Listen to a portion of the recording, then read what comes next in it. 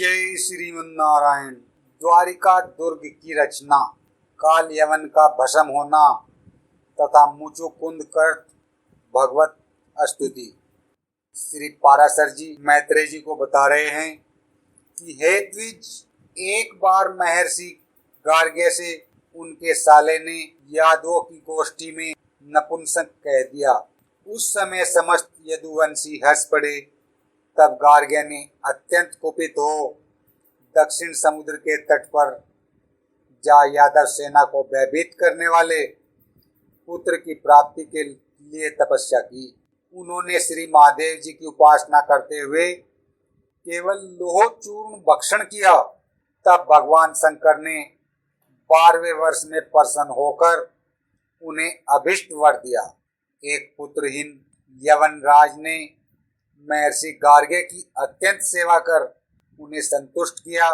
उसकी स्त्री के संग से ही इनके एक भौरे के समान कृष्णवर्ण बालक हुआ।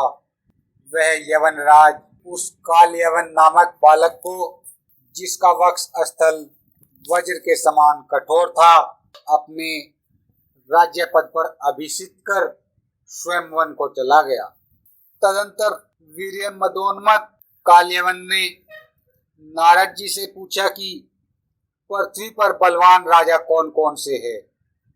इस पर नारद जी ने उसे यादवों को ही सबसे अधिक बलशाली बताया।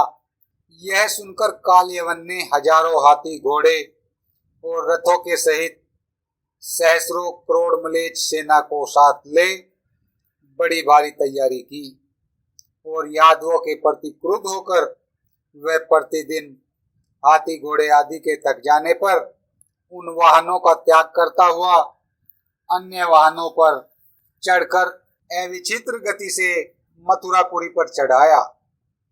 एक ओर जरासंध का आक्रमण और दूसरी ओर काल्यवन की चढ़ाई देखकर श्री कृष्णचंद्र ने सोचा, यवनों के साथ युद्ध करने से क्षीण हुई यादव सेना अवश्य ही मगध नरेश से पराजित हो जाएगी, और यदि प्रथम मगध नरेश से लड़ते हैं तो उससे क्षीण हुई यादव सेना को बलवान काल्यवन नष्ट कर देगा।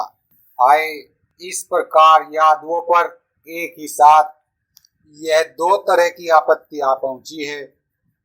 अतः मैं यादवों के लिए एक ऐसा दुर्जय दुर्ग तैयार कराता हूँ जिसमें बैठकर वृष्णि श्रेष्ठ यादवों की तो बात ही क्या, स्त्रियां भी युद्ध कर सके।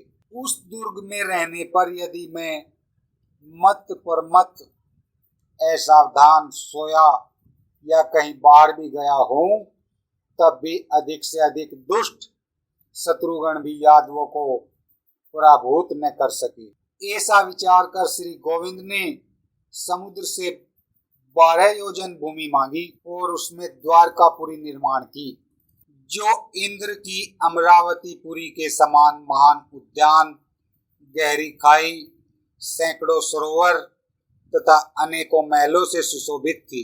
काल्यवन के समीप आ जाने पर श्री जनार्दन संपूर्ण मथुरा निवासियों को द्वारिका में ले आए और फिर स्वयं मथुरा लौट गए। जब काल्यवन की सेना ने मथुरा को घेर लिया तो श्री कृष्णचंद्र बिना शस्त्र लिए मथुरा से बाहर निकल आए। तब यवनराज काल्यवन ने उन्हें देखा।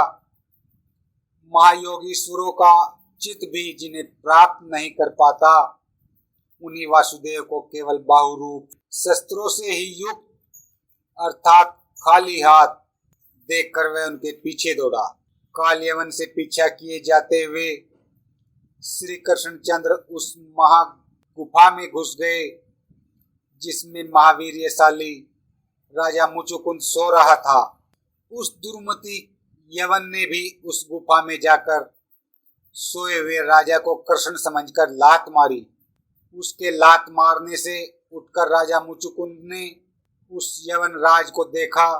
हे मैत्रेय, उनके देखते ही वह यवन उसकी क्रोधाग्नि से जलकर भस्मीभूत हो गया। पूर्व काल में राजा मुचुकुंद देवताओं की ओर से देवासुर संग्राम में गए थे।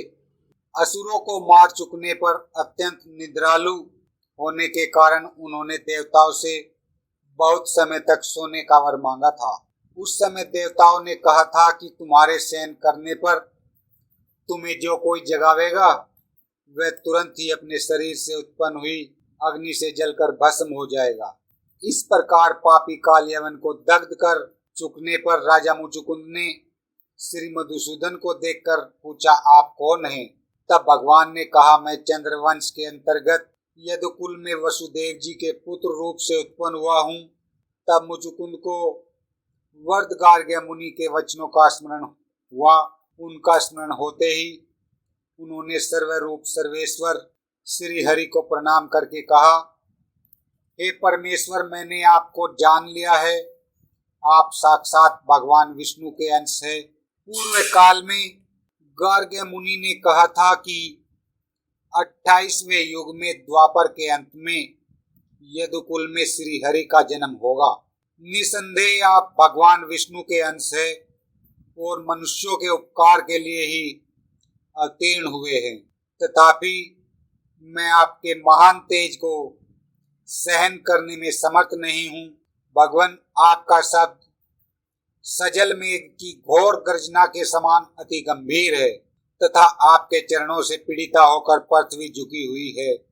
हे देव देवासुर महासंग्राम में दैत्य सेना के बड़े बड़े योद्धागण भी मेरा तेज नहीं सह सके थे और मैं आपका तेज सहन नहीं कर सकता।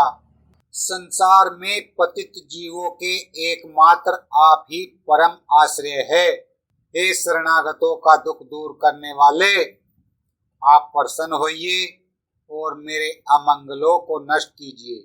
आप ही समुद्र है, आप ही पर्वत है, आप ही नदियां है और आप ही वन है तथा आप ही पृथ्वी, आकाश, वायु, जल, अग्नि और मन है। आप ही बुद्धि, अव्याकृत, प्राण और प्राणों का अधिष्ठाता पुरुष है। मूर्त, अमूर्त, स्थूल, सूक्ष्म तथा और भी जो कुछ है वह सब जगत करता ही है। आपसे भिन्न और कुछ भी नहीं है। हे भगवान, तापत्रय से अभिभूत होकर सर्वदा इस संसार चक्र में भ्रमण करते हुए मुझे कभी शांति प्राप्त नहीं हुई।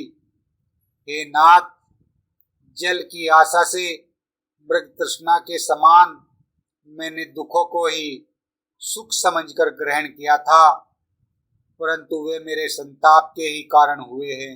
हे प्रभु, राज्य, पृथ्वी, सेना, कोष, मित्र पक्ष, पुत्रगण, स्त्री तथा सेवक आदि और शब्द आदि विषय, इन सब को मैंने अविनाशी तथा सुख बुद्धि से ही अपनाया था, किंतु हे ईश, परिणाम में वे ही दुख रूप सिद्ध हुए। हे नाथ, जब देवलोक प्राप्त करके भी देवताओं को मेरी सहायता की इच्छा हुई तो उस स्वर्गलोक में भी नित्य शांति कहाँ है? हे परमेश्वर, संपूर्ण जगत की उत्पत्ति के आदि स्थान आपकी आराधना किए बिना कौन शाश्वत शांति प्राप्त कर सकता है? हे प्रभु, आपकी माया से मूढ़ हुए पुरुष जन्म, मृत्यु और जरा आदि संतापों को भोगते हुए अंत में यमराज का दर्शन करते हैं। आपके स्वरूप को न जानने वाले पुरुष नरकों में पड़कर अपने कर्मों के फलस्वरूप नाना प्रकार के दारुण केस पाते हैं। हे परमेश्वर, मैं अत्यंत विषयी हूँ और आपकी माया से मोहित होकर ममत्व अभिमान के गड्ढे में भटकता रहा हूँ। वहीं मैं आज अपार और अपरिमेय परम पद स्वरूप आप परमेश्वर की शरण में आया हूँ, जिससे बिन दूसरा कुछ भी नहीं है, और संसार भ्रमण के खेद से खिन्नचित होकर मैं निर्तिशय तेजों में निर्वाण स्वरूप आपका ही अभिलाषी हूँ। इस प्रकार श्री विष्णु पुराण के 5वें अंश में 23वां अध्याय समाप्त। बोलो जय श्रीमन नारायण।